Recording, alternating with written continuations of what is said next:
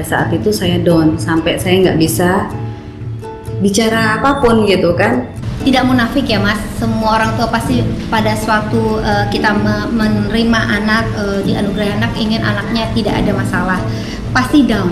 Siapa ya yang sebenarnya mau diberi anak-anak Down syndrome?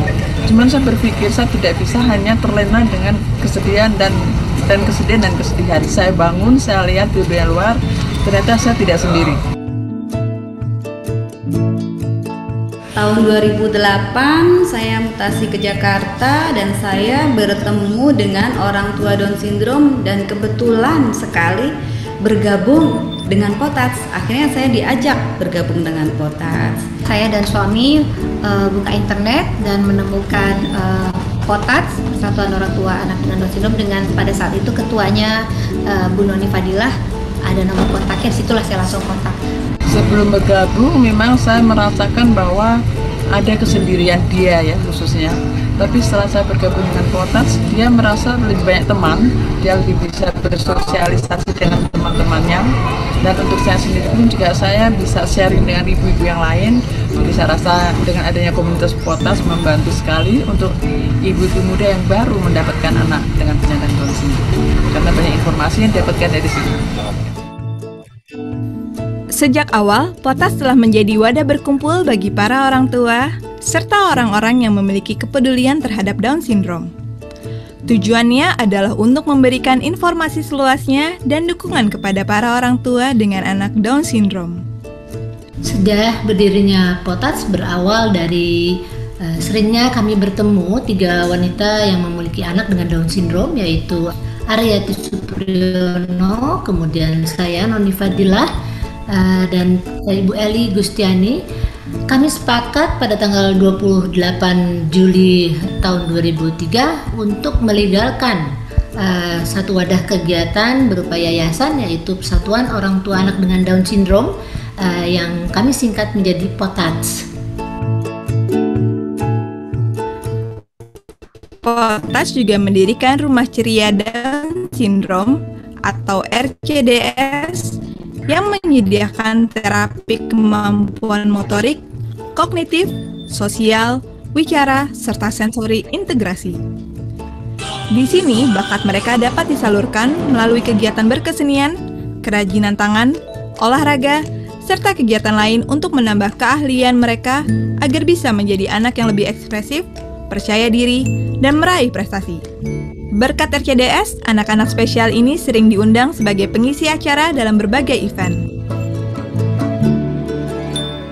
Motivasi saya adalah pertamanya itu simpati terhadap anak-anak penyandang Down syndrome. Kemudian secara tidak sengaja saya ditawarkan sebagai volunteer di Potats ini sebagai pengajar art and craft. Luar biasanya adalah anak-anak ini ternyata mampu kita latih, mampu kita didik untuk bermain musik. Kadang-kadang anak ini salah satunya mudah sakit juga, yang lainnya adalah suka mengulang-ulang kesalahan yang sama. Nah, ini dimana di sini jadi challenge buat saya. Saya harus lebih sabar lagi menghadapi dan mengajar anak-anak. Motivasi saya adalah agar anak-anak itu pun bisa menjadi kebanggaan seperti anak-anak nomor biasanya. Dan kedua ya ibadah. Saya meminta campur tangan Allah SWT agar saya diberikan kesabaran agar lebih memahami apa yang saya sampaikan. Karena mereka tidak bisa kita samakan dengan anak normal, baik dari lisan saya maupun instruksi saya. Jadi saya harus banyak mengulang dengan melatih tangan, gerakan kaki ataupun yang lainnya, juga ucapan-ucapan saya. Harapan saya yang terbesar adalah agar mereka bisa berprestasi untuk dirinya, keluarga, negara, dan agama. Saat ini Potats sudah memiliki 9 cabang di kota-kota besar dan lebih dari 2.000 sahabat Potats di seluruh Indonesia. Dan diharapkan terus berkembang di tahun mendatang sehingga para orang tua dari anak Down syndrome bisa mendapatkan informasi, saling berdiskusi, berkonsultasi, dan memberi support dalam membesarkan anak-anak spesial ini. Potats kerap mengadakan beragam kegiatan di setiap cabang agar anak-anak ini dapat menyalurkan bakatnya. Potats pun bekerja sama dengan institusi kesehatan, sekolah inklusi, terapis, dan mahasiswa untuk mensosialisasikan Down syndrome kepada masyarakat.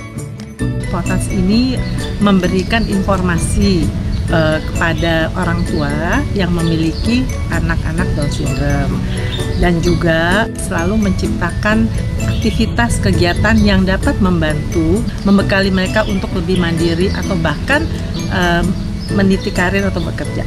Harapan kami terhadap masyarakat maupun pemerintah adalah berilah kami kesempatan. Maksudnya anak-anak Down syndrome ini ya, jangan dikasihani, tapi diberi kesempatan agar mereka bisa diterima di masyarakat, karena mereka tuh sebenarnya bisa, dan mereka banyak sekali yang sukses di berbagai bidang seperti kesenian, olahraga, dan lain-lain.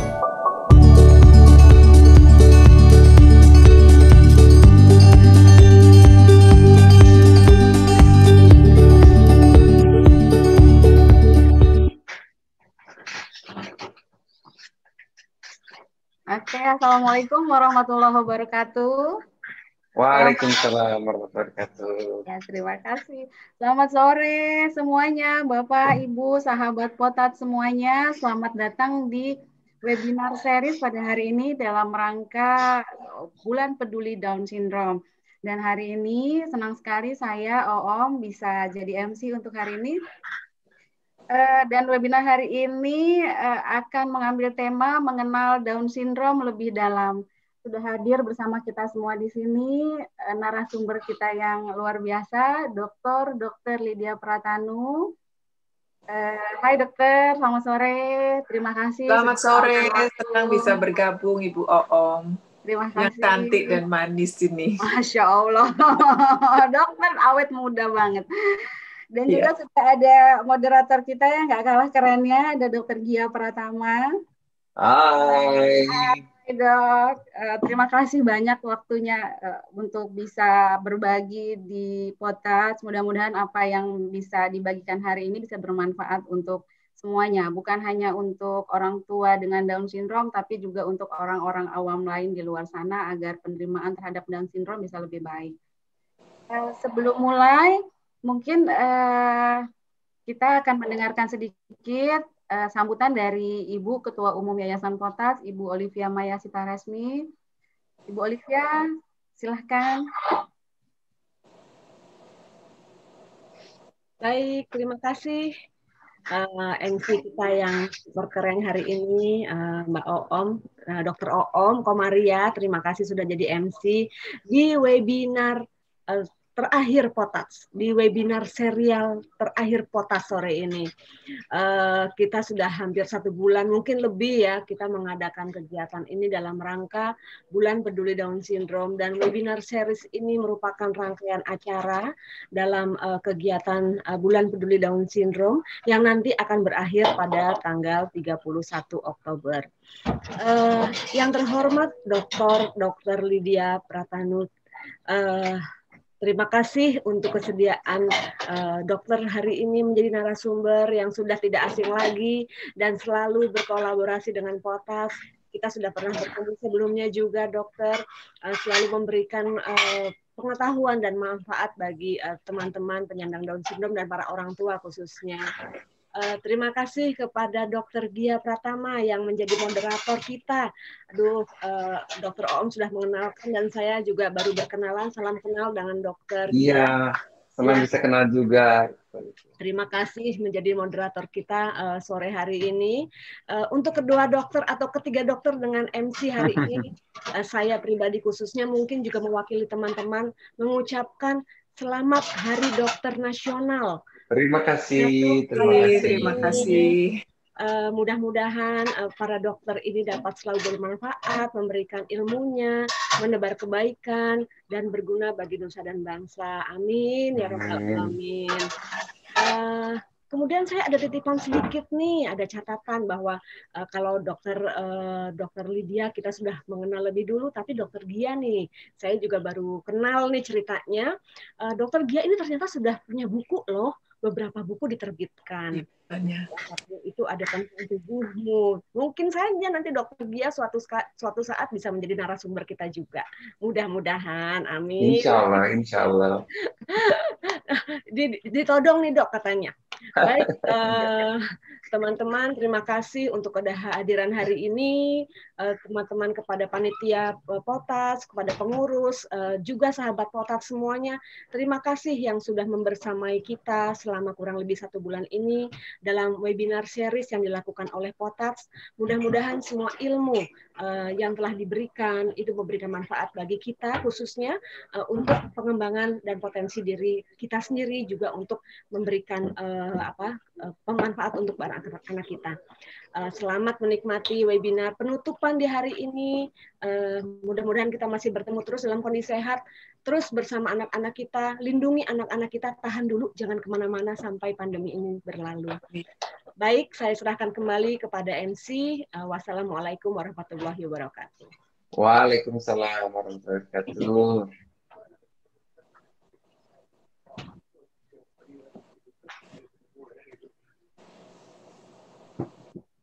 Suaranya Kak Om. MC mungkin unmute dulu. Ya. Oke, udah? Ya, terima kasih Bu Olive. Sesuai dengan tema kita, sesuai dengan hashtag yang sering dibagikan Potats untuk di rumah aja. Jadi untuk semua teman-teman yang punya anak Down syndrome ataupun punya anak-anak, usahakan untuk tidak bawa anak-anak untuk keluar rumah dulu, kecuali untuk hal-hal yang memang urgent sekali. Karena dokter dia juga udah cerita masih banyak sekali kasus-kasus anak di kasus-kasus COVID anak di luar sana. Oke, kita langsung aja karena waktu terus berjalan. Sebelum masuk, boleh saya sedikit bacakan tata tertib webinar supaya hari ini kita bisa terima semua ilmu yang Dr. Lydia akan sampaikan. Yang pertama adalah matikan mikrofon saat webinar sedang berlangsung, dan otomatis host juga akan mematikan seluruh audience agar kita semua bisa menyimak apa yang disampaikan oleh narasumber dengan baik. Yang kedua, silahkan klik tanda raise hand jika ada pertanyaan dan tunggu hingga moderator menyebutkan nama Anda. Kenapa yang diutamakan yang pertanyaan lewat raise hand? Agar ada komunikasi langsung dengan Dr. Lydia. Kapan lagi ketemu sama Dr. Lydia ya, Dok? Biasanya Dr. Lydia ngumpet di lab terus nih. Enggak kok, sekarang keluar-keluar juga ke poli. Oh itu alhamdulillah. Oke, yang nomor 3 adalah peserta hanya bisa mengajukan 1 pertanyaan, jadi dimohon pertanyaannya bisa disampaikan secara singkat dan jelas. Selanjutnya, untuk info selain pertanyaan, silahkan untuk chat host Zoom secara private. Dan yang kelima, harap adab dalam webinar tetap dijaga. Dan satu lagi yang akan kami share adalah acara untuk Bulan Peduli Down Syndrome. Mungkin ada flyer, Mbak Nidia? Belum? Oke. Dokter Om, itu ada yang dari tadi raise hand, itu kayaknya harus dicek tuh kenapa. Oh, sebentar, Dok. Atau kalau hanya ganggu mungkin perlu di-kick. Iya, boleh. Lower hand, oke. Ya, mungkin kepencet. Kita belum buka pertanyaan ya, Bapak Ibu. Narasumbernya pun belum cerita apa-apa nih ya, Dok ya. Iya. Ya, ini sedikit acara kita untuk tanggal 31 Oktober, dan ini merupakan acara puncak dari Bulan Peduli Down Syndrome. Kami namakan acara ini dengan pentas seni virtual penyandang Down Syndrome dan public figure. Acara yang dipandu oleh Indra Bekti dan Harsha Subandrio ini akan menghadirkan penampilan penyandang Down Syndrome dari seluruh daerah di Indonesia, dan pastinya luar biasa. Dan juga akan ada public figure yang alhamdulillah peduli sekali pada penyandang Down Syndrome. Jadi pastikan tanggal 31 Oktober di YouTube channel Yayasan Potats jam 1 sampai selesai. Dan jangan lupa dress code-nya kaos hijau yang kita semua pakai hari ini. Oke, kita langsung aja. Saya serahkan langsung ke Dr. Gia Pratama untuk memimpin diskusi hari ini. Silakan, Dokter. Baik, Assalamualaikum warahmatullahi wabarakatuh. Waalaikumsalam warahmatullahi wabarakatuh. Apa kabar semuanya teman-teman? Semoga selalu dalam keadaan sehat ya. Di masa pandemi ini tetap harus semangat, walaupun memang bertambah susah gitu, tetap harus semangat. Hari ini kita bahagia sekali bisa berkumpul di sini di acara yang luar biasa, akan penuh sama ilmu. Dan saya akan membacakan CV beliau. Kita beruntung sekali kedatangan beliau. Beliau adalah Dr. ahli sitogenetika klinik, Kepala Laboratorium Sitogenetika dan Molekuler Genetik di RSAB, Rumah Sakit Anak dan Bunda di Harapan Kita. Beliau masuk ke kedokteran UNER tahun 83, lalu mendapatkan gelar masternya tahun 87, mengambil doktoral di British Columbia, Vancouver di Kanada tahun 97 sampai 99. Lalu mendapatkan gelar PhD-nya di Biomedik UI tahun 2012. Beliau juga memimpin lab sitogenetik dari tahun 90 dan sekarang sibuk dibidik di RSAB Harapan Kita. Jadi tanpa berlama-lama kita sambut Dr. Lydia Pratano. Silakan dokter. Makasih moderator kita yang sangat komunikatif. Kita mulai aja tanpa harus berlama-lama ya. Mohon bisa dibantu share screen-nya.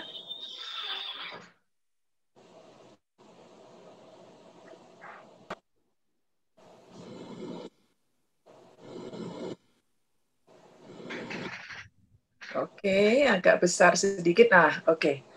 Bapak Ibu semua, adalah suatu kehormatan buat saya untuk bertemu walaupun secara virtual dengan Bapak Ibu semua pada sore hari ini.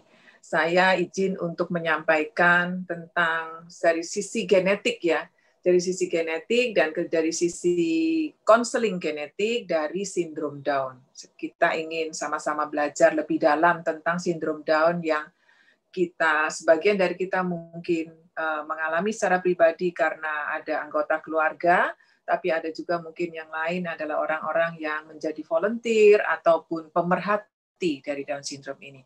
Lanjut. Jadi sindrom Down adalah satu kelainan bawaan genetik. Jadi kelainan bawaan, yang disebut bawaan berarti dia kelainan yang nampak pada saat lahir. Jadi kelainan bawaan tidak sama dengan kelainan turunan. Jadi suatu kelainan bawaan belum tentu diturunkan. Jadi sindrom Down adalah kelainan bawaan genetik yang timbul sebagai akibat dari kelainan kromosom. Yaitu suatu kondisi di mana seseorang memiliki kelebihan kromosom. Jadi khususnya kelebihan kromosomnya itu pada kromosom nomor 21. Dan itu menyebabkan disabilitas intelektual, keterlambatan perkembangan global, dan termasuk perawakan yang pendek dan wajah yang khas. Jadi itu ya biasanya pada kromosom 21 dan biasanya berupa penambahan. Jadi penambahan kromosom pada nomor 21. Lanjut. Kromosom itu apa? Kromosom itu adalah paket kecil gen di dalam tubuh. Kromosom menentukan bagaimana bentuk tubuh bayi selama kehamilan dan bagaimana fungsi tubuh bayi di dalam rahim tumbuh dan setelah lahir. Normalnya kromosom manusia itu 23 pasang atau 46. Dan kromosom itu berisi rangkaian gen yang teranyam dalam satu sama lain dalam suatu molekul DNA yang panjang. Jadi di dalam kromosom itu isinya gen. Dalam gen ada DNA. Dan yang penting di sini untuk dipahami adalah kromosom itu berisi semua informasi genetik, kecerdasan seseorang, kecenderungan sakit tertentu, dan sebagainya, yang informasi genetik itu nanti akan memberitahu tubuh kita bagaimana tubuh itu bertumbuh dan berfungsi. Berikutnya. Nah, apa penyebab dan faktor risiko dari Down syndrome? Biasanya seorang bayi lahir dengan 46 kromosom, ya, kromosom yang normal. Tapi bayi dengan sindrom Down memiliki jumlah kromosom yang lebih banyak dari yang normal, sehingga jumlahnya 47. Dan biasanya kelebihan jumlah yang satu itu ada pada kromosom 21. Karena itu istilah medis mengatakan itu disebut sebagai trisomi 21. Salinan tambahan ini mengubah cara tubuh dan otak bayi berkembang. Walaupun secara anatomi sebetulnya otak anak dengan Down syndrome itu tidak ada kelainan. Bentuk secara anatominya tidak ada kelainan. Sehingga jadi kelainannya hanya berupa fungsinya, ya, dan ini dapat menyebabkan disabilitas mental dan fisik bagi bayi. Sebetulnya dari sisi penyebab itu tidak ada yang tahu pasti mengapa sindrom Down terjadi. atau apa saja faktor yang berperan. Tapi satu hal yang sudah diketahui dari banyak penelitian adalah usia ibu. Di usia ibu di atas 35 tahun atau lebih mempunyai risiko untuk melahirkan anak dengan sindrom Down dibanding orang tua yang umurnya lebih muda. Tidak tergantung kehamilan keberapa, ya, bisa kehamilan pertama, bisa kehamilan ketiga, keempat, dan sebagainya. Lanjut. Nah, sekarang saya ingin berbagi tentang jenis-jenis sindrom Down. Jadi sesungguhnya jenis sindrom Down itu bukan ringan, sedang, berat, ya, tapi lebih ke arah ini. Jadi sindrom Down itu jenisnya ada 3, yaitu trisomi 21, ini sekitar 90%. Anak-anak dengan sindrom Down itu trisomi 21. Jadi kromosomnya 47 dengan 3 buah kromosom 21. Lalu ada jenis yang lain yang disebut dengan sindrom translokasi Down. Jenis ini menyumbang persentase sekitar 3-4%. Jadi ini terjadi ketika ada ekstra kromosom 21 yang melekat pada kromosom lain. Atau bisa juga melekat pada kromosom 21 yang lain, gitu ya. Dan sehingga jumlah kromosomnya bukan 47 kalau translokasi, tapi 46. Ya, jadi banyak keluarga, orang tua pasien bertanya kepada saya, kok jumlahnya 46, dokter, kan normal. Tapi nggak normal, ya, karena sesungguhnya kromosom 21-nya itu ada 3, tetap ada 3, tapi yang ketiga itu nempel di kromosom entah 13, 14, 15, atau 21. Dan ini yang sering disebut sebagai unbalanced Robertsonian translocation Down syndrome. Lanjut. Rumit, ya, tapi nggak apa-apa, kita lanjut aja. Lanjut. Nah, ini adalah gambar karyotyping atau gambar kromosom dari anak dengan trisomi 21. Di dalam kotak yang berwarna merah itu kita bisa melihat ada kromosom nomor 21, ada 3 buah. Ya. Jadi ini yang disebut sebagai trisomi 21, dan kalau kita hitung kromosomnya 47. Harusnya hanya dua kromosom 21, sepasang saja. Lanjut.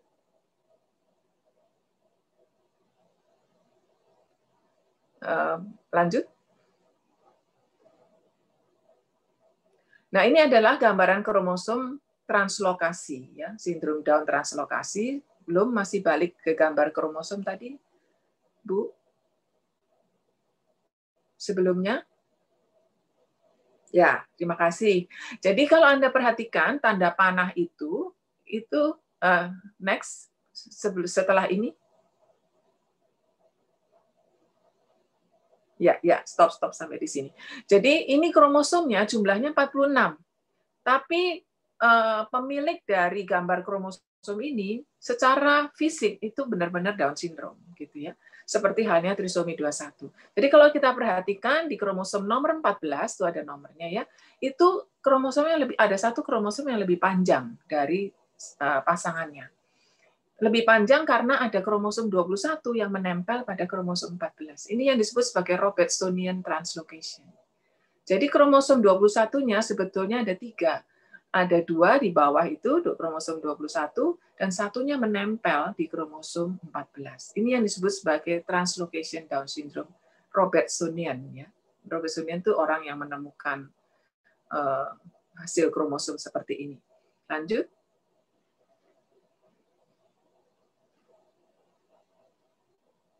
Ya, jenis yang ketiga adalah sindrom mosaic Down, sindrom mosaic Down syndrome. Ini sekitar 1-2% saja. Mosaik itu artinya campuran, kombinasi. Untuk anak dengan sindrom mosaic Down, beberapa sel dari mereka memiliki 3 buah kromosom 21, jadi jumlahnya 47. Tapi sel-sel yang lain memiliki jumlah kromosom 21 yang normal, jadi cuma 2. Nah, anak-anak dengan sindrom mosaic Down ini memiliki ciri fisik yang sama dengan anak-anak dengan sindrom Down yang lain, tapi kondisinya mungkin lebih ringan. Misalnya lebih ringan dalam hal kecerdasannya, dalam hal kelainan-kelainan yang menyertai misalnya kelainan jantung dan sebagainya, dan tumbuh kembangnya. Jadi ini yang sering disebut orang dengan kata sindrom Down yang ringan. Padahal sesungguhnya nggak ada kategori itu, adanya adalah kategori ini, sindrom Down mosaic. Lanjut.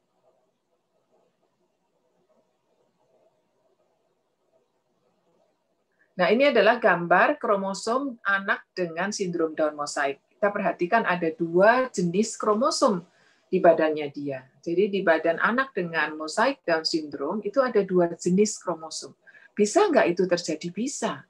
Ada yang punya 3 macam, ada yang punya 4 macam mosaik ya, tapi bukan Down syndrome pada yang lain. Jadi Anda bisa perhatikan di gambar screen ini, yang atas itu trisomi 21, jadi jumlah kromosomnya 47. Yang bawah normal, 46, ya, haploid. Jadi ini anak dengan sindrom Down yang wajahnya tidak terlalu mirip dengan Down syndrome.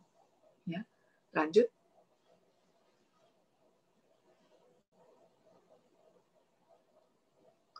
Nah, sindrom translokasi Down, saya ingin bahas sedikit tentang ini. Orang dengan translokasi sindrom Down memiliki masalah kesehatan dan masalah belajar yang sama dengan jenis Down syndrome lainnya, yang trisomi 21. Jadi tanpa melakukan tes kromosom, tidak mungkin kita bisa membedakan orang dengan sindrom Down yang translokasi atau yang trisomi 21. Tapi bisa dibedakan kalau dia mosaik. Karena mosaik nampak lebih ringan, dari segi wajah juga tidak terlalu mirip. Translocation Down syndrome dapat disebabkan karena faktor yang tidak diketahui, atau karena salah satu orang tua memiliki kromosom dengan translokasi tersebut. Nah, orang tua yang memiliki kromosom yang translokasi itu tidak bergejala jelas. Karena apa? Kelainannya seimbang, itu yang disebut sebagai balanced translocation. Nah, ini sedikit scientific, sedikit ilmiah ya. Mungkin kalau Bapak Ibu pusing, lewatin aja deh ya. Nah, orang tua yang demikian, yang balance tadi, itu jumlah kromosomnya bukan 46, tapi 45. Karena kromosom 21 yang translokasi itu kan bergabung dengan kromosom lain. Jadi terhitung 1, walaupun itu 2 kromosom. Lanjut.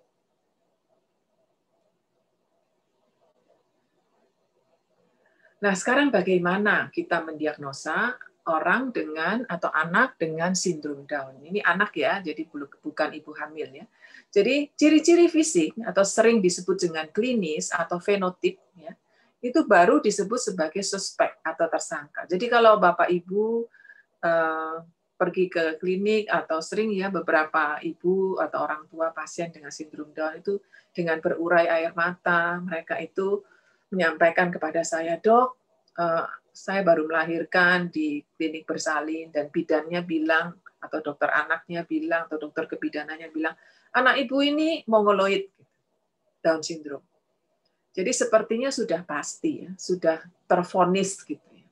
Itu nggak bisa ya. Jadi itu baru disebut sebagai suspek atau tersangka atau terduga atau curiga gitu ya, tapi belum pasti. Karena diagnosanya hanya bisa dipastikan dengan laboratorium. Nah, dari sisi laboratorium ada 2 macam pemeriksaan, yaitu screening, biasanya pada ibu hamil. Tapi yang satunya diagnostik, yaitu bisa pada ibu hamil, yaitu prenatal, dan bayi yang sudah lahir. Pemeriksaan ini disebut sebagai analisa kromosom yang hasilnya tadi Bapak Ibu sudah lihat ya di screen, hasil analisa kromosom dari pasien-pasien yang atau anak-anak dengan sindrom Down. Dan analisa kromosom inilah satu-satunya pemeriksaan standar untuk memastikan sindrom Down. Nah, memang pemeriksaan ini masih mahal dan juga belum di-cover oleh BPJS. Jadi yang cukup saya prihatin, saya selalu terenyuh gitu kalau ada anak dengan wajah yang curiga ke arah Down syndrome dan harus periksa kromosom dan kemudian orang tuanya mengatakan, "Apakah harus sekarang, dokter? Bisa lain kali, karena kami belum siap dengan biayanya." Itu sesuatu yang saya sendiri masih, aduh gimana ya, untuk bisa membantu para orang tua seperti ini. Lanjut.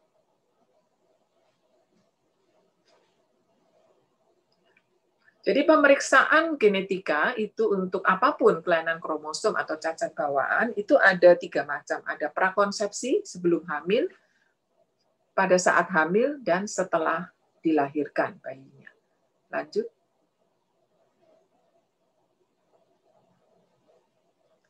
Yang disebut sebagai tes screening prenatal atau tes screening pada ibu hamil itu dikerjakan sebelum bayi dilahirkan.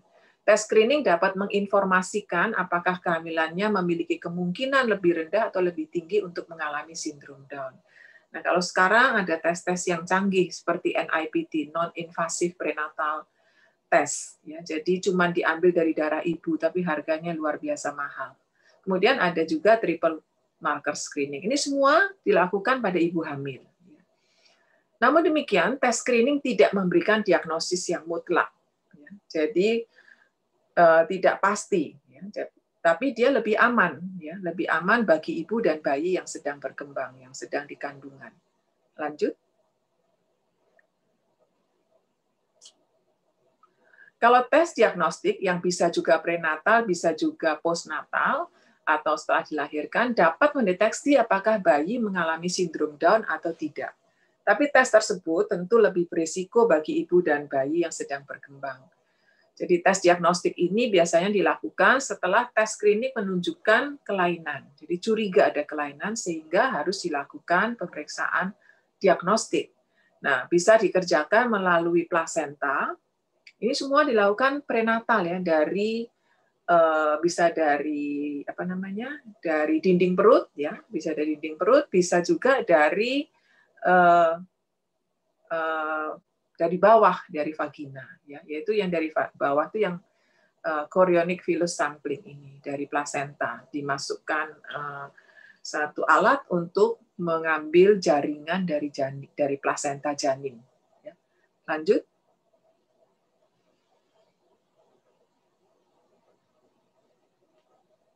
Lanjut. Nah, sekarang saya ingin berbagi bagi ibu bapak sekalian tentang bagaimana mekanisme terjadinya sindrom Down atau trisomi 21.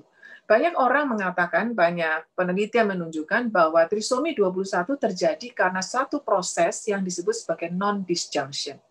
Non-disjunction itu bahasa Indonesia awamnya mungkin tidak terlepas gitu ya, jadi lengket terus. Jadi kalau Anda perhatikan di gambar ini, itu ada gambar di mana egg itu telur, sperm itu sperma. Ya.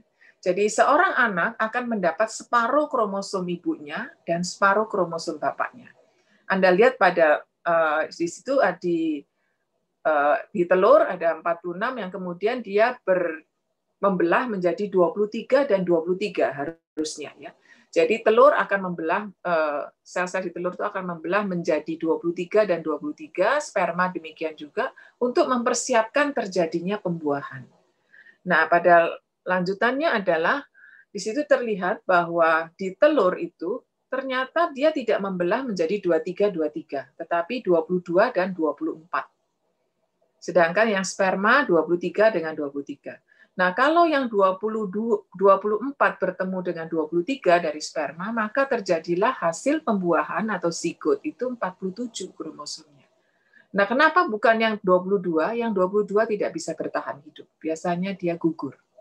Tetapi kromosom 47 masih bisa bertahan.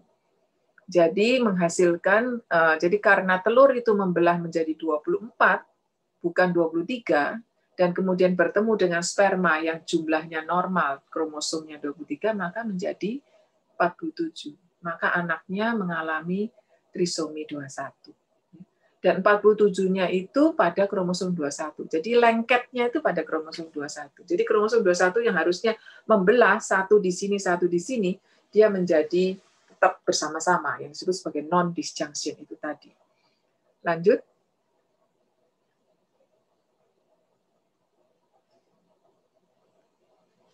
Ya, lanjut.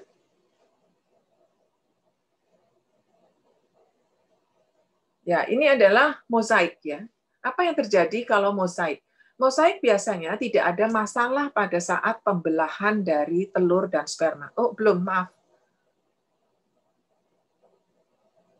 Kembali ke slide sebelumnya.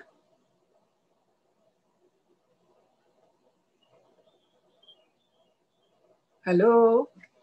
Kembali ke slide sebelumnya, masih gambarnya ini, stop di sini aja. Jadi kalau pada sel pada bukan ini, lanjutnya yang mosaik.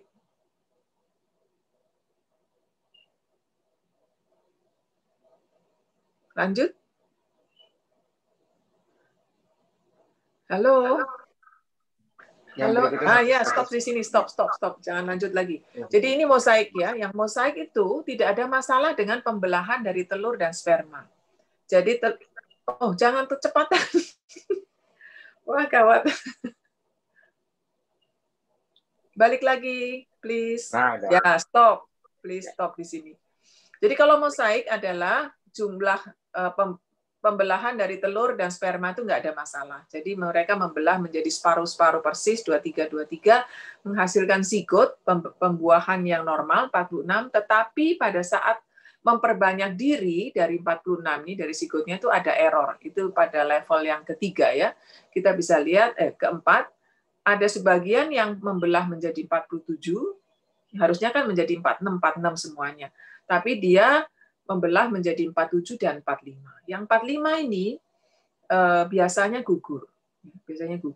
Jadi yang tersisa adalah 47 dan 46. Oleh karena itu kromosomnya ketika diperiksa ada dua jenis, kromosom yang 47, yang trisomi 21 seperti gambar tadi, dengan kromosom yang normal 46.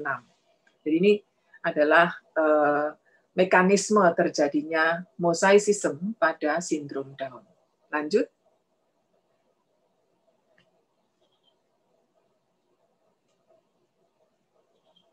Mengapa bisa terjadi non-disjunction itu? Mengapa kromosom 21 itu sulit terlepas ikut membelahnya? Karena dikatakan menurut penelitian yang banyak sekali, dari ribuan penelitian, adalah faktor ibu. Jadi hampir sekitar 90% itu Down syndrome itu disebabkan, ya, trisomi 21 khususnya, itu disebabkan karena usia ibu yang lebih dari 35 tahun.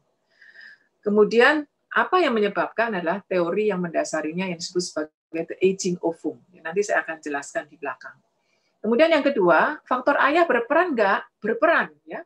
Walaupun belum banyak penelitiannya, ada penelitian yang memberikan informasi bahwa semakin tua seorang pria, semakin besar kemungkinan proses produksi sperma mengalami error, ya. Sehingga menyebabkan sperma mengandung kromosom yang berlebih. Jadi ini bedanya laki-laki dan perempuan, ya. Kalau perempuan ada masa menopause, di mana telurnya sudah habis di ovarium, di indung telur, tidak memproduksi telur lagi. Tapi laki-laki dia tetap memproduksi sperma walaupun spermanya kurang baik sampai saat dia meninggal, gitu ya. Jadi di sini dikatakan usia ayah yang lanjut yang dikombinasikan dengan usia ibu yang juga lanjut secara signifikan akan mempengaruhi kejadian sindrom Down. Jadi itu mengapa bisa terjadi. Lanjut.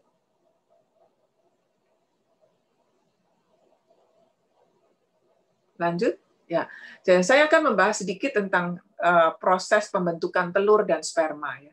Ini ada banyak perbedaan yang sangat signifikan, sehingga ini yang merupakan penyebab kemungkinan, ya, berdasarkan ilmiah, ya. Pada pria produksi sperma itu namanya proses spermatogenesis, ini pelajaran biologi sedikit, dan pada wanita disebut oogenesis. Jadi sperma diproduksi di satu tempat di testis pada masa pubertas sampai seumur hidup. Jadi dimulai di masa pubertas. Ya, menghasilkan spermatogonium, kemudian menjadi spermatosit 1, dan kemudian dalam waktu 74 hari, dia akan menjadi sperma yang matang. Lanjut.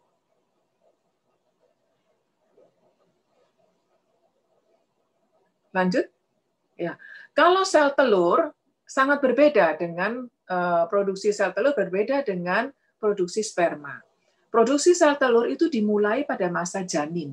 Ketika janin itu sekitar 3 bulan di dalam tubuh, di dalam rahim ibunya. Jadi yang disebut sebagai oogonia. Ya. Oogonia itu cikal bakalnya sel telur.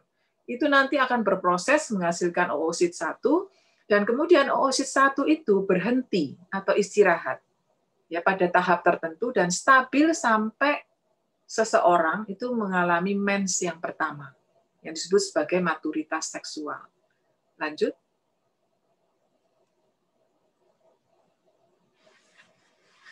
Lanjut, ya. Nah, setelah mens yang pertama, folikel-folikel di ovarium melepaskan oosit 1 itu dari masa istirahatnya yang bertahun-tahun. Jadi mungkin 12 tahun, ya. Dia mens pertama umur 12, dia beristirahat 12 tahun.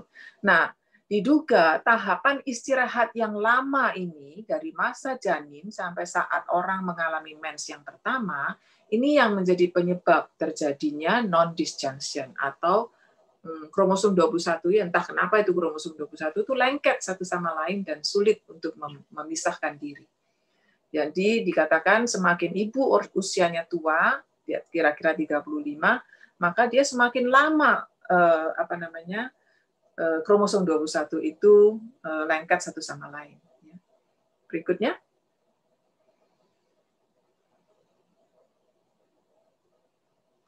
Nah, pengobatan ya. Sindrom Down adalah kondisi seumur hidup. Jadi biasanya tidak ada pengobatan yang khusus kecuali yang disebut sebagai intervensi dini ya. Jadi intervensi di awal kehidupan sering membantu bayi dan anak-anak dengan sindrom Down untuk meningkatkan kemampuan fisik dan intelektual mereka. Jadi, sebagian besar intervensi dini ini terbukti sangat membantu untuk anak-anak ini bisa berkembang secara maksimal. Bahkan, kalau di luar negeri, itu anak-anak dengan sindrom Down itu tidak masuk di SLB. Ya, dia masuk di sekolah biasa, mungkin 2 kelas lebih rendah dari umurnya. Jadi mungkin 9 tahun kelas 3, dia kelas 1. Gitu ya. Supaya mereka bisa mengikuti pelajaran di kelas reguler itu dengan ya mendekati normal. Jadi anak-anak dengan sindrom Down mungkin juga membutuhkan bantuan dan perhatian ekstra di sekolah. Jadi biasanya mereka ada guru bantu khusus untuk sekolah-sekolah yang menerima anak-anak dengan inklusi ataupun anak-anak dengan sindrom Down seperti ini. Lanjut.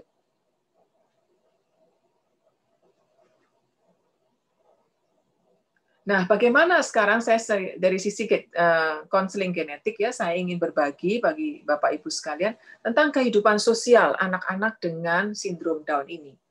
Ya, jadi jangan lupa ya bahwa anak-anak dengan sindrom Down ini dapat mempunyai ketertarikan secara emosi. Mereka nggak flat ya, mereka tuh nggak flat. Mereka they can be happy, mereka bisa bahagia, mereka bisa senang, mereka bisa euforia. Bahkan mereka bisa jatuh cinta dan ingin menikah. Ya, ini suatu yang amazing ya. Unsur-unsur ketertarikan tentu saja jatuh cinta mungkin agak berbeda dengan orang yang bukan penyandang sindrom Down ya. Tapi mereka punya emosi, punya letupan-letupan emosi yang berangkat dari ketertarikan. Nah, cuman satu hal yang terbukti adalah kesuburan pria dengan sindrom Down itu sangat rendah, sehingga dapat dikatakan steril.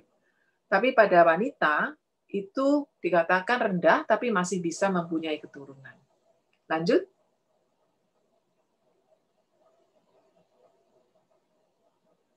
Nah, ini adalah foto-foto dari yang saya dapat dari unggahan di internet tentang pasangan yang namanya Paul dan Chris Sharon DeForest.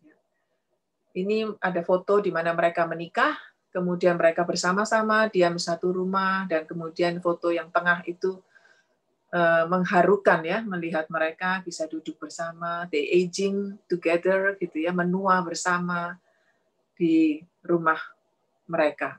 Lanjut.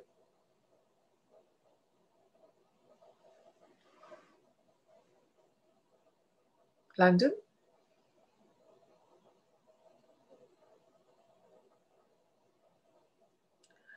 Nah, ini cerita inspiratif dari tadi ya, pasangan Paul dan Chris ini. Oh, belum, masih Paul dan Chris. Ya, Paul ini dan Chris Sharon DeForest ini berasal dari Liverpool di New York di Amerika.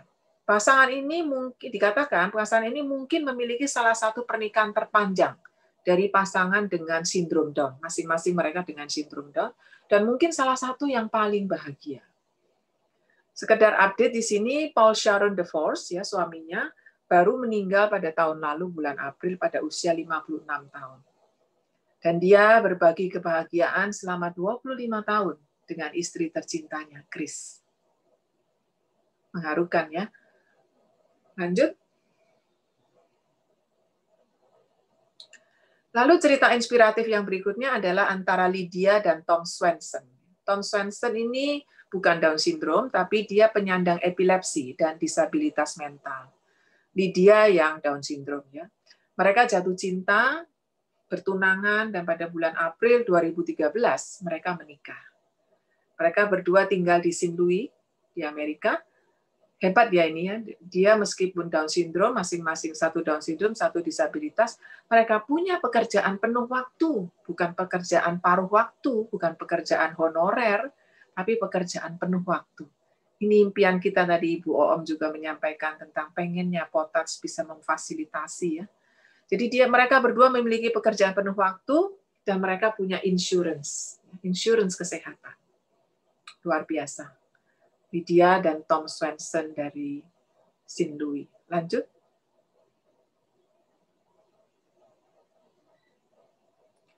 Lalu, amazingly, ada yang dikaruniai keturunan, yaitu antara Gabriela yang memiliki Down syndrome dan Fabio.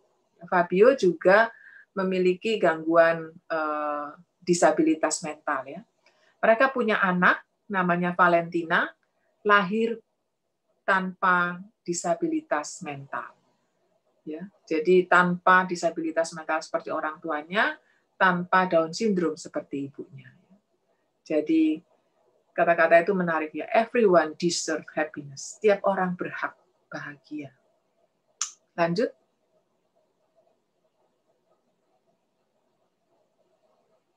Ya, terima kasih untuk perhatian Bapak Ibu semua. Ini yang saya bisa bagikan tentang sindrom Down dan dari sisi genetik dan kehidupan sosial mereka. Saya kembalikan pada moderator. Baik, dokter. Terima kasih banyak. Berikan aplaus sekali lagi buat dokter Lydia. Gimana tadi yang sudah mendengarkan? Pasti terinspirasi ya. Kisahnya juga luar biasa. Yang kisah-kisah terakhir tadi. Tapi juga kita jadi tahu kenapa bisa terbentuk sindrom Down. Jadi buat para pemirsa yang sudah hadir, mungkin bingung kromosom itu apa, mungkin sangat awam sekali. Jadi kromosom itu ada di setiap sel kita. Jadi kebayang kalau sel kita total ada 70 triliun sel, ya berarti ada di situ semua gitu. Makanya memang tidak bisa dikasih obat untuk menyembuhkan satu sel itu, karena memang harus merubah seluruh sel kita gitu. Nah, saya yakin pasti banyak yang ingin bertanya, dan saya yakin juga sudah ada yang bertanya. Jadi saya ingin mulai pertanyaan ya. Saya akan bacakan satu persatu yang sudah masuk. Mau raise hand dulu boleh, atau saya bacain yang di chat dulu saja. Pertama, dokter, saya mau tanya. Apakah dengan program bayi tabung bisa meminimalkan resikonya terjadi bayi Down syndrome? Silakan Dr. Lydia. Oke, saya coba jawab ya. Jadi dengan teknologi kehamilan berbantu, istilahnya ya bayi tabung, itu ada satu teknologi yang namanya pre-implantation genetic diagnosis. Jadi namanya PGD. Jadi pre-implantation genetic diagnosis. Kita tahu bahwa orang suami istri yang mau ikut bayi tabung itu mereka untuk menghasilkan kehamilan itu telur diambil dari ibunya dan kemudian sperma diambil dari ibunya dan kemudian digabungkan di luar di laboratorium. Nah, ketika mereka sudah bergabung menjadi zigot namanya istilah biologinya, itu pada tahap 8 sel itu bisa dilakukan pemeriksaan yang disebut pemeriksaan PGD tadi. Jadi itu belum ditanam, embrio itu belum ditanam di rahim. Jadi masih di laboratorium. Nah, kemudian diambil satu sel dan kemudian diperiksa dengan teknologi PGD itu.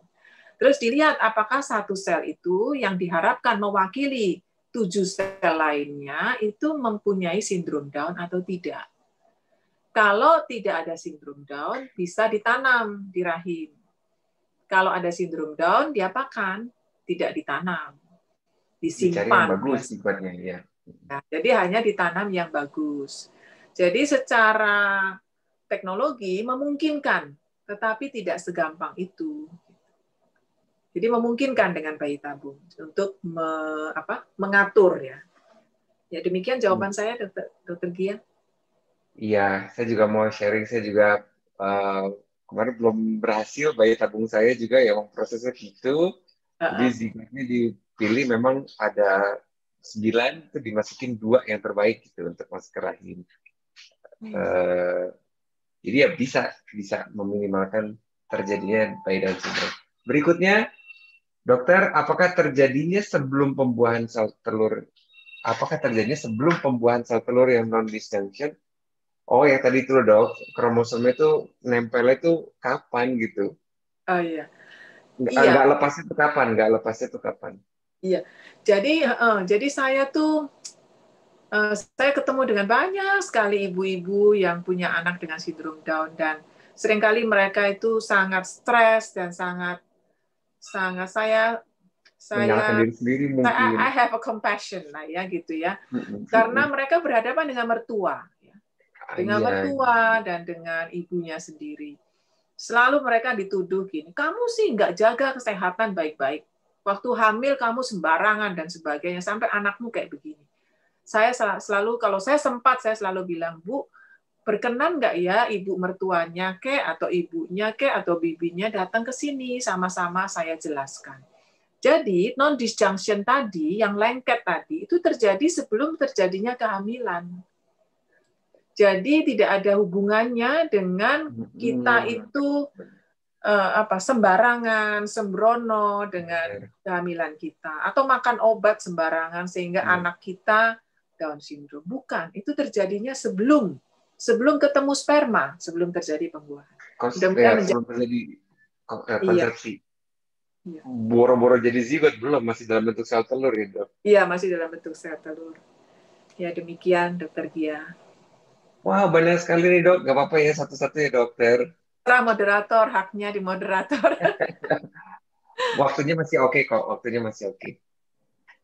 Dokter mau tanya persiapan apa? Oh, tadi ini sudah dijawab sama dokter Lydia, sudah ada di materi. Jadi saya mau coba cari pertanyaan yang belum dibahas di materi tadi. Dokter, apakah usia ibu yang masih muda terpaut jauh dengan ayahnya yang lebih tua? Apakah bisa menjadi resiko? Apakah ada perbedaan tumbuh kembang dari masing-masing tipe Down syndrome tadi? Yang mosaik dan lain-lain. Secara tumbuh kembang seperti apa? Misalkan ayahnya usia 50, istrinya usia 20, misalkan dok, jadi selisih 30 tahun, itu gimana? Iya, saya izin menjawab ya dokter Gia. Jadi kalau berfokus pada faktor telur, di mana usia ibu yang 95% berkaitan dengan terjadinya trisomi 21, itu memang di literatur atau di penelitian tidak disebutkan apakah ada usia tertentu yang free, yang zero risikonya untuk mendapatkan Down syndrome. Jadi misalnya contohnya begini, kalau usia 17 tahun gitu ya, atau usia di bawah 20 tahun itu kemungkinan mengalami trisomi 21 itu, atau kemungkinan lengket satu dengan yang lainnya itu 1 dalam 1.200 misalnya.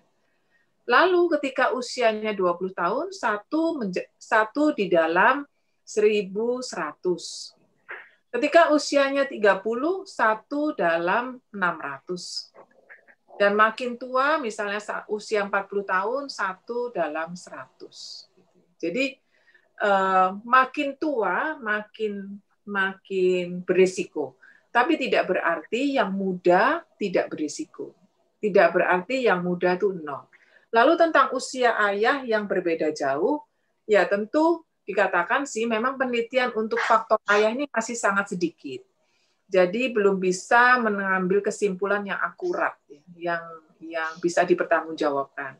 Tapi dikatakan bahwa usia ayah yang makin menua itu kemungkinan error secara genetik itu bisa. Tapi berapa banyak belum tahu. Ada yang pernah mengatakan 5-10%. Tapi karena kan faktor telur 95% ya, jadi mungkin ya sekitar 5% faktor ayah. Tapi itu belum dibuktikan secara akurat. Semoga menjawab. Baik dokter.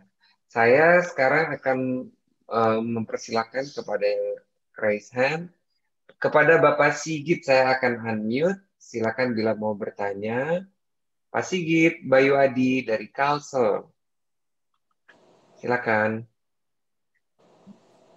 Terima kasih, Dr. Gia. Ya. Dr. Lydia izin. Selamat sore, salam kenal. Sore, Sore, selamat potong Pak. tenaga, Bapak. Saya dari Pikpotat Kalsel, dokter. Iya. Ingin menyampaikan ini aja sih. Bagaimana caranya meyakinkan kawan-kawan saya yang tergabung dalam Pikpotat. Kebetulan kan masih banyak yang masih muda-muda sebenarnya. Anak pertama Down syndrome. Sehingga pengertian mereka bisa menurun di adiknya lagi. Untuk mempunyai adik lagi, rasa takutnya masih ada. Trauma ya, Pak? Trauma lah. Caranya saya untuk memberikan pengertian, terus keyakinan, kepastian bahwa semuanya Tuhan ya, gitu pikir saya gitu. Secara medis kira-kira apa yang bisa dijelaskan kepada kawan-kawan saya untuk yakin bahwa Tuhan selalu memberikan yang terbaik gitu, dokter. Iya, insya Allah ya, Pak. Ini menarik itu, Dok. Ya, gimana Dokter Gia? Bisa langsung dijawab? Enggak, dokter aja. Ya, saya jawab ya. Jadi memang ini pertanyaan yang bagus sekali, Pak Sigit. Jadi memang banyak yang bertanya. Jadi saya juga punya pengalaman dengan pasien-pasien yang seperti ini ya. Jadi anak pertama atau ya anak pertama, pokoknya ceritanya masih mau punya anak lagi lah gitu ya Pak Sigit ya. Nah, anak pertama tuh harusnya diperiksa kromosomnya. Jadi begitu misalnya umurnya waktu itu umur ibunya ya mungkin masih 25. Anak pertama sindrom Down. Apa yang harus dilakukan untuk ke depannya? Periksalah anak tersebut kromosomnya. Kalau kromosomnya trisomi 21, itu pasti nggak keturunan, Pak. Jadi silakan hamil lagi. Monggo silakan hamil lagi. Tapi waktu hamil lagi mungkin di Kalsel sana pergilah ke dokter spesialis obgyn fetomaternal namanya, spesialis janin ya, spesialis janin dan kelainan bawaan janin. Untuk di USG dengan baik pada trimester 1. Nanti dia ada marker di sana yang disebut sebagai NT, Nuchel thickening ya. Dan itu nanti dengan USG bisa dilihat apakah anaknya curiga ke arah sindrom Down atau tidak. Jadi sampaikan kepada teman-teman, periksa aja anaknya yang pertama, periksa kromosom. Kalau hasilnya trisomi 21, ibunya masih 25, silahkan planning punya anak lagi. Itu sih nasihat saya. Tapi kalau dia, jadi bukan turunan yang trisomi 21 itu. Trisomi 21 yang Down syndrome yang kemungkinan menurun, itu adalah yang translokasi. Translokasi, yang tadi dijelaskan ya. Semoga paham. Terima kasih. Ya. Kembali ke Dokter Gia. Ya. Dokter, ini ada pertanyaan lagi, saya bacakan. Apakah memungkinkan adanya double diagnose antara Down syndrome dan autism? Apakah Down syndrome pasti autism atau autism mungkin ada DS yang mungkin mosaik? Baik, saya coba jawab. Jadi menurut penelitian adalah bahwa 30% anak-anak dengan DS, dengan sindrom Down itu menjadi autis. Memang, jadi bisa dua keadaan yang bersama. Jadi ada yang mengatakan autisnya itu bukan karena trisominya, tapi bukan karena kromosom 21-nya, tapi karena anak itu tidak mengalami intervensi dini.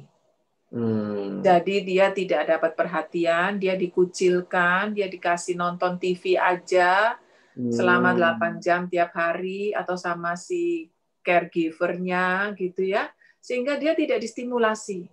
Akhirnya anak menjadi autis. Autisnya sekunder, bukan primer karena trisomi 21-nya. Itu menurut penelitian. Jadi memang 30%. Jadi saya sangat encourage, makanya dengan beberapa orang tua, saya sangat encourage, Bu, ajaklah anak itu ke mall, belum pandemi ya, ajaklah ke rumah keluarga yang lain, ajaklah dia sekolah lebih awal di lingkungan rumah kita, untuk dia bersosialisasi. Sehingga dia tidak hiperaktif, dia tidak tantrum, dan dia bisa mengontrol emosinya. Ya, dan dia bisa tidak autis. Jadi gitu ya jawabannya. Selanjutnya saya akan berikan kesempatan lagi kepada yang raise hand. Saya berikan kesempatan kepada Ibu Rosti. Silakan bila mau bertanya, Ibu Rosti. Bu Rosti. Ya, halo. Ya, Halo. Bu. Silakan. Ya, selamat sore dokter. Saya adik saya umur 9 tahun, nanti insya Allah bulan depan, maaf. Dia itu kalau makan masih dihalusin pakai food grinder. Dia udah dia sekolah dari umur 6 tahun. Di sekolahnya juga udah diajarin untuk makan supaya tidak dihaluskan. Tapi setiap saya bawa berupa potongan, itu nanti maaf pupnya masih keluar berupa potongan ya dok. Jadi dia belum mau mengunyah ya? Iya, dan biasanya langsung sakit, langsung hangat badannya. Bahkan sempat dirawat dan kata dokternya dari pencernaan kayak gitu dok. Tapi sebenarnya saya pengennya dia itu makannya normal gitu, bisa makan kering. Kalau sekarang dia makan harus berkuah dan dipakai food grinder. Tapi kalau spaghetti dia enggak. Kalau spaghetti dia bisa gitu. Dia mau untuk ngunyahnya. Halo Ade. Iya. Iya, jadi maaf dok. Ya. Ada pengaruh nggak dari misalnya dari tenggorokannya, dari penelannya atau dari saluran ususnya? Karena di sekolahnya dia juga ada kakak kelasnya yang umurnya sudah 20 apa 17 apa belasan hampir 20 lah. Itu makannya masih lembek dok. Jadi saya ini masa sampai selamanya makannya masih lembek gitu. Jadi saya kalau kemana-mana dok, traveling itu pasti saya bawa rice cooker kecil sama food grinder karena dia harus agak spesial makannya. Harus khusus ya? Khusus. Terima kasih dok. Sudah ya. Jadi saya izin jawab ya dokter Gia langsung. Silakan dokter. Ya, jadi memang Bu Rosti, kalau anak-anak dengan sindrom Down pada umumnya ada komplikasi tambahan istilahnya ya. Tapi tidak semua anak dengan sindrom Down memiliki kelainan itu, yaitu kelainan pada pencernaannya. Jadi pencernaannya biasanya bukan di lambung, tapi di usus halus dan usus besar.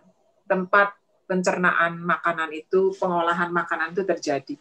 Jadi bahkan ada beberapa yang secara anatomi ada kelainan, seperti misalnya ada bahasa medisnya itu duodenum yang lambung yang menyempit ya, lambung yang menyempit atau atresia biasanya.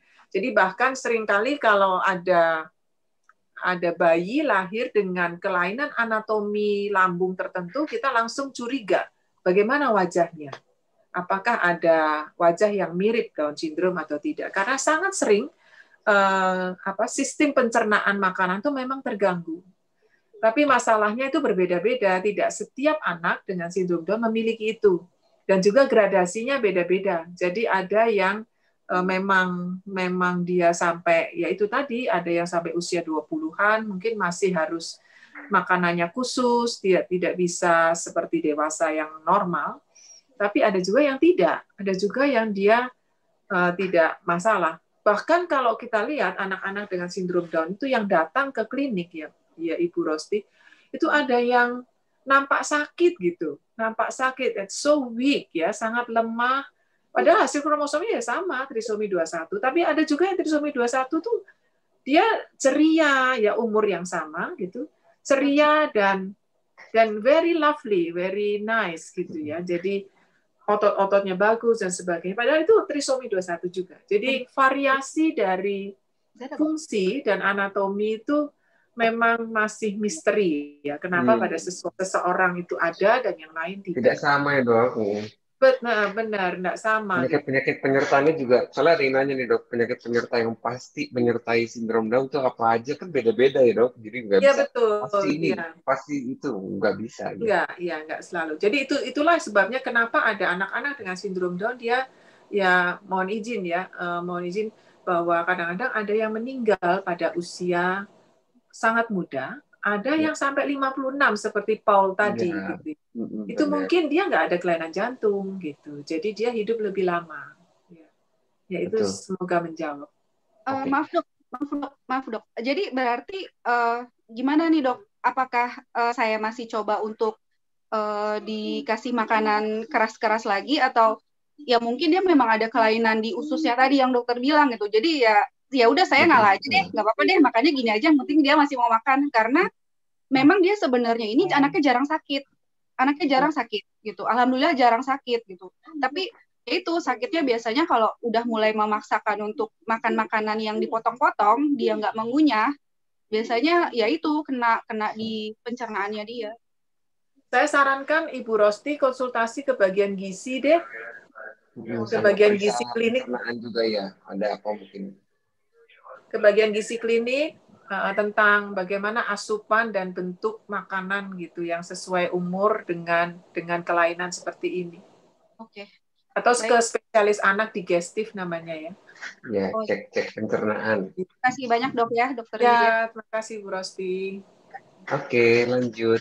Ini ada pertanyaan bagus dokter dari Bu Moiza. Dok, anak saya lahir 4 hari yang lalu dan didiagnosis sindrom Down.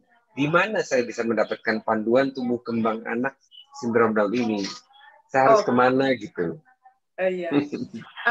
Terima kasih dengan pertanyaannya. Ini pertanyaan yang sangat penting. Gimana nanti Potats bikin dong ya, bikin kayak brosur kecil, buku pintar kecil ya.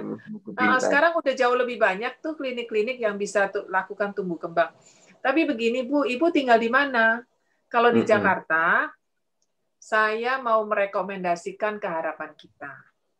Jadi Harapan Kita itu adalah tempat paling awal kami belajar tentang tumbuh kembang untuk anak-anak dengan sindrom Down. Bahkan dulu kami itu, waktu itu kami pernah buat program 36 bulan. 36 bulan tumbuh kembang bersama terapis. Dengan terapis khusus untuk tumbuh kembang. Jadi targetnya adalah setelah 36 bulan, anak itu siap sekolah. Dengan keterbatasannya. Jadi, saya sarankan, rekomen ke Harapan Kita, bisa di-cover BPJS, Ibu. Jadi, jadi programnya tidak selalu, mereka pasti ada guideline, tapi tiap anak diperlakukan individual, karena tiap anak berbeda. Jadi biasanya akan diterima oleh spesialis anak konsultan untuk tumbuh kembang. Dan kemudian setelah itu diarahkan terapinya seperti apa, berapa lama, berapa sering, sampai anak bisa menunjukkan perbaikan dan mendekati normal. Begitu, Ibu. Baik, semoga terjawab, Ibu. Berikutnya saya akan... Dokter Gia, boleh aku slip sedikit? Iya. Ya, mungkin sedikit info, dokter. Kalau Potats juga udah punya buku tentang trisomi 20. Udah tuh, Dok. Waduh, hebat. Ya, kebetulan baru di-launching tahun lalu, 2019, kalau nggak salah 2019. Dan itu... Gimana cara dapetinnya tuh, Dokter Om? Di Gramedia ada, di admin Potats pun ada. Silahkan hubungin ke admin Potats di nomor WhatsApp 0812 9623 7423. Di sana udah ada panduan semua. Jadi Potats punya beberapa buku dan itu rangkuman dari beberapa buku. Jadi di situ dijelaskan semua tentang Down syndrome, tentang pengobatannya, sampai tentang sekolah juga, tentang minat dan bakat anak-anak Down syndrome. Jadi mudah-mudahan membantu untuk Ibu Mueza tadi yang belum tahu harus kemana. Potats juga punya grup WhatsApp, jadi silakan langsung join. Luar biasa ya Dokter Om. Oke, thank you. Silakan teruskan, Mangga. Lanjut. Berikutnya saya akan memberikan kesempatan kepada Ibu Dewi Astuti. Silakan untuk bertanya, Ibu Dewi Astuti. Silakan. Sore, Dok. Halo, Ibu Dewi. Sore, Dok. Sore. Ya, Dok, yang ingin saya tanyakan pertama, apakah setiap anak Down syndrome itu pasti hipoplasia? Terus, kalau hipoplasia apa? Yang otak hasil MRI-nya hipoplasia gitu, Dok. Oh, oke. Terus? Hasil MRI-nya hipoplasia, Dokter ya. Oh, iya.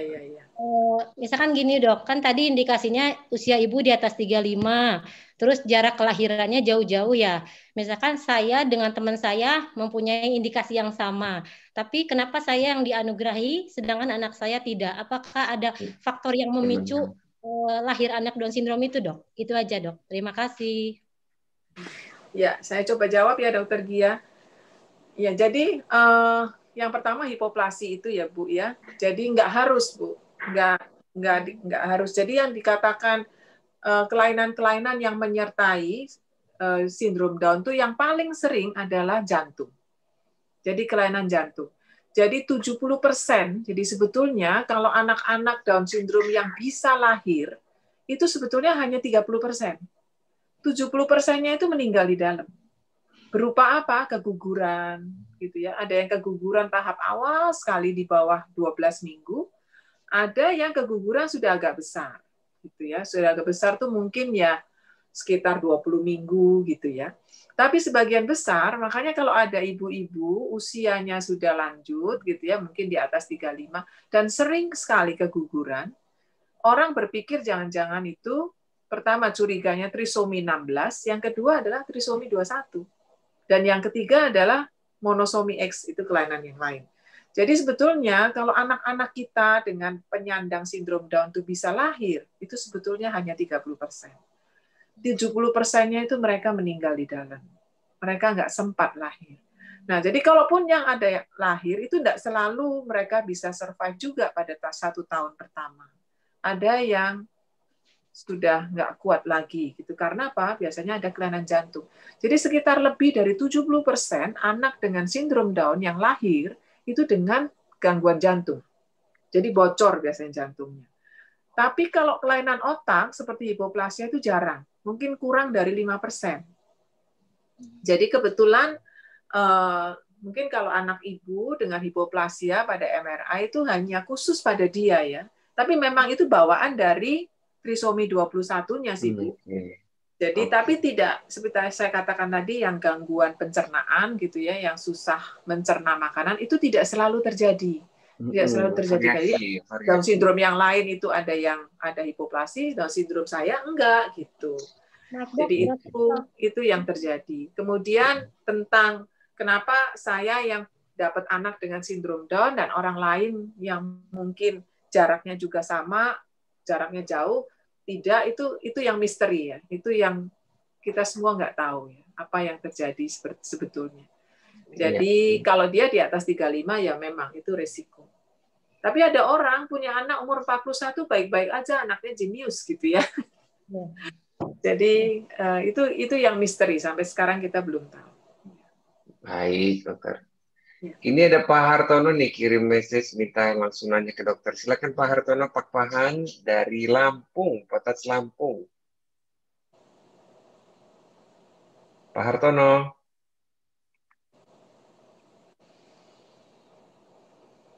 Ada Pak Hartono? Silakan Pak Hartono. Halo Pak Hartono. Ya, halo, halo. Halo, ya. Sore, Pak. Tadi baru dibuka mute. Baru dibuka mute-nya, Kak.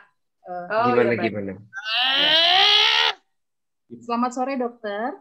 Ya, selamat sore. Kami dari Lampung. Kebetulan anak saya waktu di tahun 2008 cek kromosom sama dokter, rekomendasi dokter kami dari Perkantas, Dokter. Iya. Saya mau bertanya, Dokter. Ternyata Samuel ini dia trisomi 21. Saat ini diketahui juga dia ada Dandy Walker dan juga urit penis. Nah, tetapi pernah saya mengikuti terapi stem cell di rumah sakit di Solo, dokternya Indah Yulianto. Tapi akhirnya cuma berapa kali akhirnya putus stem cell karena memang faktor keuangan. Nah, tapi ada juga teman saya dokter di Potats Lampung yang mengikuti terapi enzim di Surabaya. Nah, memang ini masih 50-50 informasi sih dokter, maksudnya apakah ini bisa efektif atau enggak. Nah, yang mau saya tanyakan ke dokter, apa pendapat dokter tentang terapi enzim atau stem cell untuk kasus Down syndrome? Terima kasih dokter. Ya, terima kasih ya Pak Hartono, Pak Pahan ya. Ya. Jadi memang sampai saat ini dikatakan ya secara ilmu, secara penelitian ya, itu stem cell untuk sindrom Down itu menjanjikan, tapi belum akurat, belum berhasil. Jadi Sampai saat ini belum ada penelitian yang mengatakan bahwa stem cell pada orang-orang Down syndrome itu berdampak lama. Jadi pada umumnya hanya sementara. Dan pada umumnya selain stem cell mereka menggunakan obat-obat lain selain stem cell. Jadi sebetulnya kalau di Indonesia masih ketinggalan sih dengan di Thailand. Di Thailand itu stem cell untuk Down syndrome itu luar biasa lakunya. Walaupun belum tentu keberhasilannya. Tetapi saya pernah ada dua pasien yang menghabiskan banyak sekali uang untuk ke Thailand untuk berobat stem cell untuk anaknya yang Down syndrome berusia 17 tahun. Nah, sampai sekarang masih tetap seperti Down syndrome biasa. Dia udah terapi selama beberapa tahun. Dan setiap terapi itu mahal sekali. Jadi kalau Ibu lihat di internet pun, di jurnal-jurnal juga masih belum efektif terapi stem cell pada Down syndrome. Itu saja sih yang saya bisa share, Ibu. Kalau yang terapi enzim, dokter? Yang terapi enzim saya belum tahu. Di Surabaya? Sebab biasanya enzim itu, kalau seseorang menderita suatu kelainan karena kurang enzim tertentu, ya pada kelainan-kelainan genetik tertentu, ada kurang enzim tertentu, kemudian dikasih enzim itu, biasanya dia akan baik. Tapi kalau sindrom Down, saya nggak terlalu yakin. Ya, saya nggak terlalu yakin karena setahu saya sindrom Down itu tidak berkaitan dengan enzim tertentu. Kalau yang berkaitan dengan enzim tertentu itu disebut sebagai penyakit metabolik. Jadi penyakit metabolik. Jadi penyakit metabolik itu adalah penyakit genetik yang biasanya kekurangan enzim tertentu, seperti misalnya fenilketonuria gitu ya, galaktosemia dan sebagainya. Itu penyakit-penyakit yang disebabkan karena kurang enzim tertentu. Nah, kalau yang begitu dikasih enzim, dia akan baik. Dan dia disabilitasnya akan hilang sama sekali. Tapi harus dini biasanya, bukan udah besar, di waktu masih bayi. Gitu. Jadi itu sih pendapat saya. Kalau Down syndrome saya belum pernah dengar bahwa ada terapi enzim yang dipakai. Terima kasih. Baik, semoga terjawab ya. Teman-teman semua, Bapak Ibu sekalian, tanpa terasa waktunya sudah habis nih, kita keterbatasan waktu. Ini masih banyak sekali pertanyaan, saya mohon maaf tidak bisa membacakannya satu persatu. Dan yang lain juga tidak bisa dapat kesempatan lagi. Tapi mudah-mudahan nanti panitia akan buka grup WhatsApp untuk semua yang nanya. Mungkin bisa join, khususnya memang mau ikut potats ya. Jadi setelah ini saya akan serahkan kembali kepada MC, Dr. Lydia, terima kasih banyak. Saya belajar banyak sekali, ini ilmu, saya update ilmu lagi. Dan mungkin saya akan tetap sharingkan semua ilmu dokter tadi ke sosial media saya mungkin. Ya udah, terima kasih. Silakan Dr. Om. Ya, boleh tepuk tangan nggak buat Dr. Lydia, buat Dr. Iya, terima kasih banyak. Dr. Om. Luar biasa. Saya juga speechless sampai kayak kuliah lagi, Dok. Ini banyak banget pertanyaan yang masuk, Dok. Dan Dr. Om, ada dosen kita, ada Bu Ami. Bu Ami, apa kabar? Wah, mana? Bu Ami mikrobiologi ya. Masya Allah. Mbak Ami apa kabar? Mudah-mudahan sehat semua di kampus. Ya, Dok, ini pertanyaan masih banyak sekali. Boleh nggak kalau misalnya ada yang mau bertanya lewat email kah atau lewat apa yang mungkin bisa dokter fasilitasi untuk jawab? Saya pikir sih saya ingin lebih intens dengan potats ya. Kalau potats bisa meng-create sesuatu gitu untuk kayak WhatsApp group misalkan. Ya, misalnya kayak di Kompas itu, Kompas yang cetak tuh kan ada tuh bicara dengan Dr. Samsurizal gitu ya, nanya apa gitu terus dijawab gitu. Kalau misalnya potats bisa memfasilitasi, saya akan membantu Ibu Oom insya Allah. Oh, oke. Nanti berarti dibicarakan dulu dengan teman-teman pengurus yang lain. Nanti soalnya saya ingin potats lebih dikenal gitu. Betul, Dok. Mudah-mudahan bisa bawa manfaat. Sama Dokter Gia kan ya, Dokter Gia. Mungkin bisa minta endorsement dari Dokter Gia nih. Iya, sekali lagi terima kasih banyak untuk Dokter Lydia, untuk Dokter Gia. Mungkin kita bisa langsung ini untuk tanda terima kasih. Tanda terima kasih dulu, Dok, dari Potat. Kami ada e-sertifikat sedikit untuk Dokter Lydia, untuk Dokter Gia. Terima kasih banyak untuk hari ini. Terima kasih, Dokter Oom, Dokter Gia. Sama-sama, Dok. Ibu Olivia. Iya. Thank you. Mudah-mudahan apa yang sudah disampaikan bisa bermanfaat untuk semuanya. Kita bisa foto bersama ya, Dok? Iya. Silakan teman-teman semua dibuka videonya. Kita akan foto bersama. Silakan Mbak Haus, Mbak Nidia.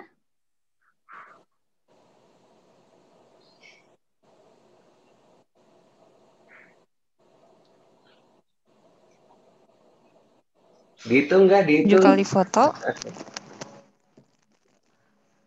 1, 2, 3. 3. Lagi.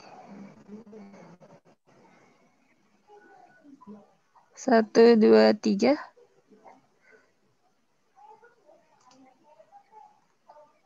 1, 2, 3. Oke. 2 kali lagi. Banyak ya? 1, 2, 3. Pesertanya luar biasa hari ini banyaknya. 1, 2, 3. Ya, terima kasih.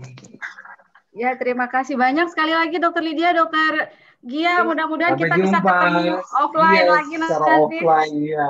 Semoga beres. Setelah beres pandeminya ya. Om, Dokter Gia dan Dokter Lydia sehat-sehat ya.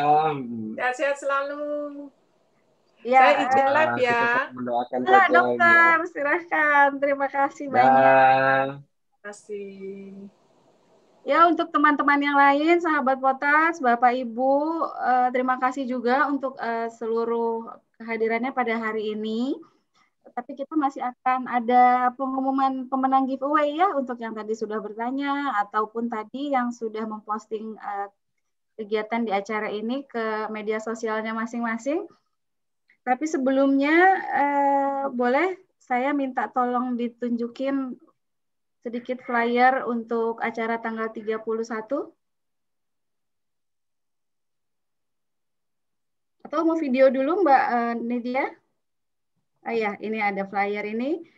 Tadi sudah di-share di depan, tapi ini sekali lagi diingatkan untuk tanggal 31 Oktober 2020 ada pentas seni virtual penyandang Down Syndrome dan public figure. Ini adalah acara puncak dari Bulan Peduli Down Syndrome di tahun 2020 ini. Dan ini akan live secara streaming di YouTube-nya Potats, YouTube Yayasan Potats, tanggal 31 Oktober 2020 jam 13 sampai selesai. Ini akan luar biasa sekali, dipandu oleh MC kita yang luar biasa, Indra Bekti dan Harsya Subandrio. Juga akan ada penampilan penyandang Down Syndrome dari seluruh daerah di Indonesia. Wah, ini akan luar biasa ya. Juga akan ada public figure yang peduli pada Down Syndrome. Jadi insya Allah tanggal 31 Oktober kita ketemu dan kita akan bersenang-senang bersama, dihibur bersama-sama. Tentunya bintang tamunya luar biasa karena bintang tamu utamanya adalah teman-teman Down Syndrome sendiri. Oke, ini ada sedikit iklan. Boleh iklan sedikit, Mbak Nidia?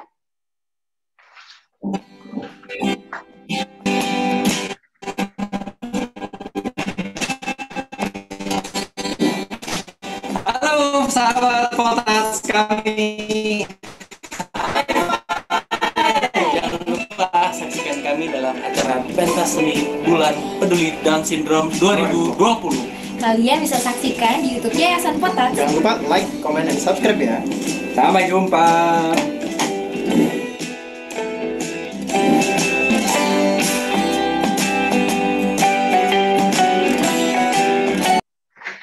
Ya, untuk yang milenial pastikan hadir karena itu ada hi-fi yang pastinya akan keren banget. Oke, untuk pemenang giveaway apakah sudah siap? Mbak Nidia apa Selalu sudah siap ada kalau pemenang giveaway, Mas. Karena hari ini luar biasa. Aku terima kasih dulu untuk sponsor-sponsor hari ini. Ada Batik Kami yang udah kasih produknya, juga ada dari Dapur Spesial yang kasih voucher seharga 150.000. Juga ada dari Skin Hour, produk kecantikan dari Skin Hour. Nah, ini dia. Siap-siap ya untuk pemenang giveaway. Silahkan langsung, Mbak.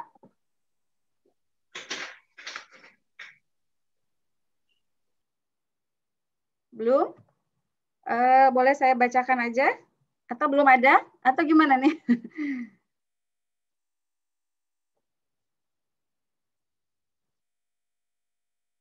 Boleh Ibu bacakan saja mungkin Ibu? Boleh dibacakan saja? Oh, oke. Oke, pemenang giveaway hari ini adalah Bapak Sigit, Ibu Ganiar, Ibu Rosti. Saya baru terima 3 nama itu. Silahkan yang lain. Belum ada? Belum ada?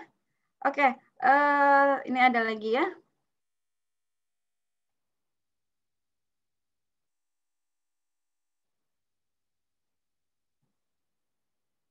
Yang tadi untuk Ibu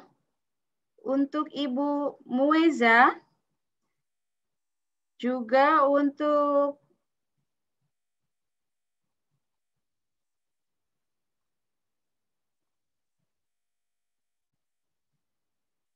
mungkin banyak yang belum dibacakan ini pertanyaannya, tapi bagus-bagus sekali pertanyaannya.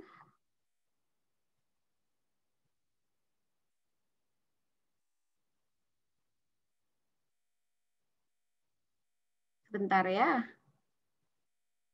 Ada Ibu Evi Chandra.